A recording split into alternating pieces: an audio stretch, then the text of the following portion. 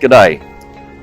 Recently, the Australian Prime Minister released a group of 10 of his most favourite songs, and there was a lot of commentary in social media about what does this tell you about the Prime Minister. In fact, lots of people tried to work out his personality, how he may answer questions, and what his policies could be just out of the songs that he selected on his top 10. So in view of all that, it actually gave us a bit of insight into who our Prime Minister is.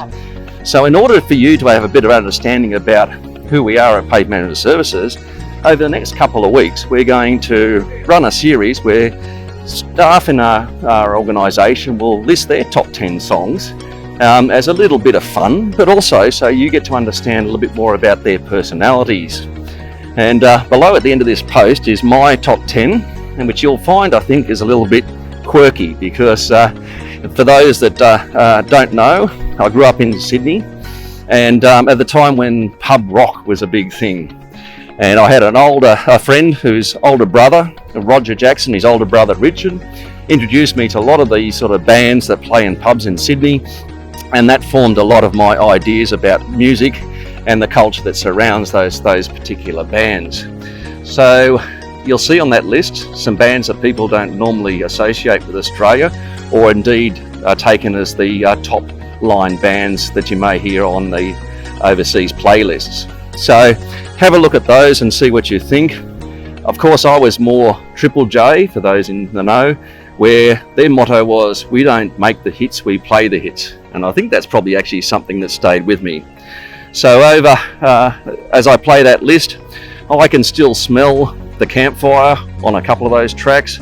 I can still taste Bundy rum in one or two of those tracks, and it takes me back to those initial times when you went to your first concert, which Richard Jackson took me to, which was AC/DC at the Sydney Opera House and Sydney Cricket Ground, and was indeed changed the laws in terms of sound pollution in Sydney because it was the loudest concert ever, and after that they changed the pollution laws on sound.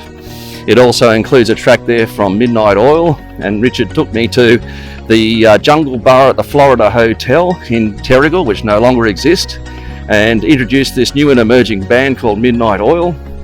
And I think we were 2 of 16 people at the pub that night for this new and exciting band.